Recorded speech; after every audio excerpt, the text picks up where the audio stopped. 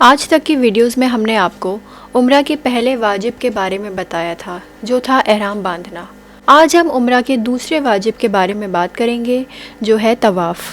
لیکن طواف سے پہلے آپ کو بتا دیں کہ مرد کے لیے ختنہ شدہ ہونا ضروری ہے، ورنہ وہ طواف نہیں کر سکتا، اور طواف کے صحیح ہونے کے لیے ہر انسان کو اس کی شرطیں معلوم ہونا بہت ضروری ہے، ورنہ عمرہ کا صحیح ہونا بہت مشکل ہے۔ تو آپ نے میقات سے احرام باندھ لیا، تلبیہ پڑھ لیا، اب آپ کا عمرہ شروع ہو گیا۔ عمرہ شروع ہوتے ہی جو 26 چیزیں آپ کے اوپر حرام ہو جاتی ہیں اس کا بھی ذکر ہم نے لاسٹ ویڈیو میں کر دیا ہے۔ اب ہم عمرہ کے دوسرے واجب یعنی طواف کو پورا کرنے کے لیے خانہ کعبہ میں داخل ہوں گے۔ طواف شروع کرنے سے پہلے آپ وضو کریں اور اس کے بعد آپ کی نیت ہونا ضروری ہے، یعنی آپ کے ذہن میں یہ موجود ہو کہ آپ عمرہ مفردہ کا واجب طواف شروع کرنے جا رہے ہیں۔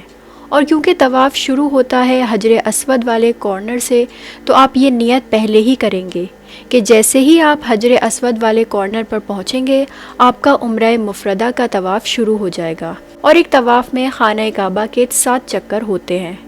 تو جب آپ نے نیت کر لی طواف شروع کرنے کی، پھر آپ حجر اسود والے کارنر پر جائیں گے اور آپ کا لیفٹ شولڈر حجر اسود کی طرف پوائنٹ ہونا چاہیے، اور اس پوائنٹ سے ہی آپ کا طواف شروع ہوگا، اور پورا چکر مار کر دوبارہ جب آپ حجر اسود والے کارنر پر آئیں گے تو آپ کا ایک طواف پورا ہو جائے گا۔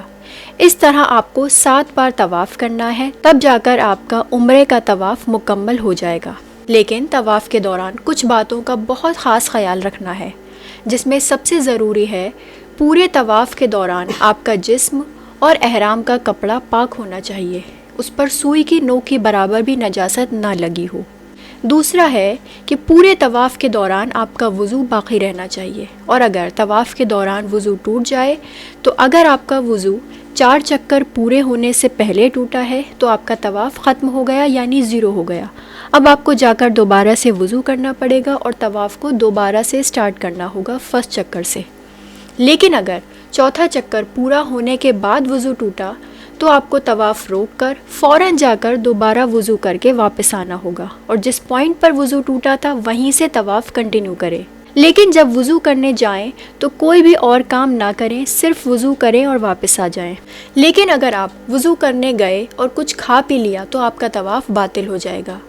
یا پھر اگر کوئی چوتھا چکر پورا ہونے کے بعد اپنے وضو کو جان بوجھ کر توڑ دے تو پھر اس کو وضو کر کے واپس آ کر اس طواف کو بھی دوبارہ سے پورا کنٹینیو کرنا ہوگا، اور اس طواف کے مکمل ہونے کے بعد ایک بار پھر سے 7 چکر لگانے پڑیں گے، یعنی دوبارہ سے ایک بار اور پورا طواف کرنا پڑے گا۔ تھرڈ امپورٹنٹ پوائنٹ ہے کہ پورے طواف کے دوران آپ کا شولڈر خانہ کعبہ کی طرف ہونا چاہیے، یعنی اگر آپ کے شولڈر پر ایک لیزر لائٹ رکھ دیں تو یہ لائٹ پورے طواف میں خانہ کعبہ کے اوپر ہی رہے۔ آپ کو اس طرح طواف کرنا ہے۔ لیکن اگر طواف کے دوران دھکا لگ جائے یا کسی بھی وجہ سے آپ کا شولڈر خانہ کعبہ سے ہٹ جائے تو پھر آپ کو واپس اسی جگہ جانا ہے جہاں سے آپ کا شولڈر خانہ کعبہ سے ہٹا تھا، اور پھر وہیں سے طواف کنٹینیو کرنا ہے۔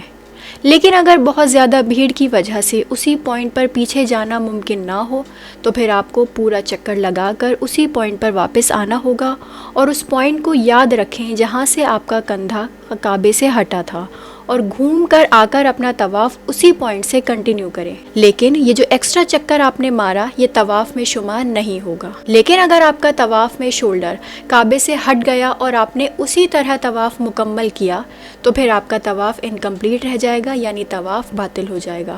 پھر بھلے ہی آپ پورا عمرہ مکمل کر لو، یعنی عمرہ کے باقی واجبات انجام دے دیں، لیکن آپ کا عمرہ ختم نہیں ہوگا اور آپ حالت احرام میں ہی باقی رہیں گے، اور 26 چیزیں آپ کے اوپر حرام رہیں گی۔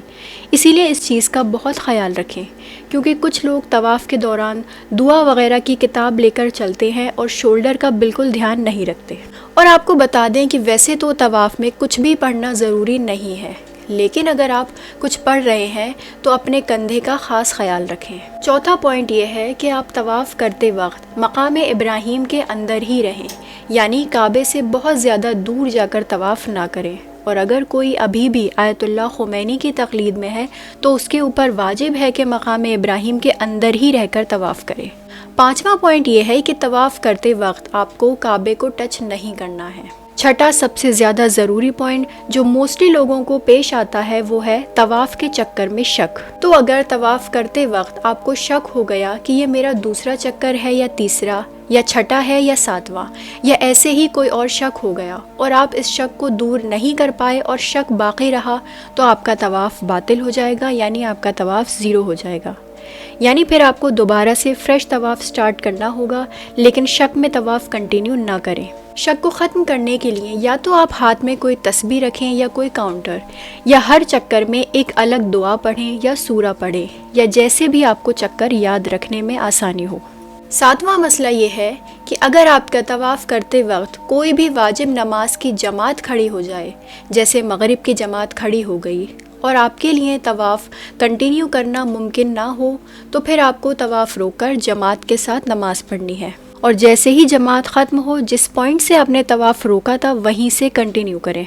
और आपको बता दें कि आप दौरान तवाफ़ कुछ खा पी सकते हैं और बातें भी कर सकते हैं, लेकिन ये सारे अमल मकरूह हैं और तवाफ़ के दौरान हंसना भी मकरूह है। फिर जैसे ही आपका तवाफ़ मुकम्मल हो जाए, आपको 2 रकात तवाफ़ की नमाज़ पढ़नी है। और आपको बता दें कि तवाफ़ ख़त्म होने के 10 मिनट के अंदर ही आपको ये तवाफ़ की नमाज़ पढ़नी है, और अगर आपने जानबूझकर 10 मिनट से ज़्यादा टाइम वेस्ट कर दिया तो आपका तवाफ़ बातिल हो जाएगा। फिर आपको दोबारा से तवाफ़ करना पड़ेगा, इसीलिए तवाफ़ ख़त्म होते ही फ़ौरन तवाफ़ की नमाज़ पढ़ें, किसी और काम में ना लगें। इस नमाज की नियत होगी कि नमाज़ पढ़ते हैं 2 रकात तवाफ़ की क़ुर्बतन इल्लल्लाह, और इसका तरीक़ा फ़ज्र की नमाज की तरह ही है, और ये नमाज आपको मकाम इब्राहिम के पीछे ही पढ़नी है, किसी और जगह नहीं पढ़ सकते। इस तरह आपके उम्रा के 3 वाजिब मुकम्मल हो गए, और उम्रा की नमाज पढ़ने के बाद आपको सई करने सफ़ा व मरवा जाना है। सई के मसलों के बारे में हम अपनी नेक्स्ट वीडियो में बात करेंगे।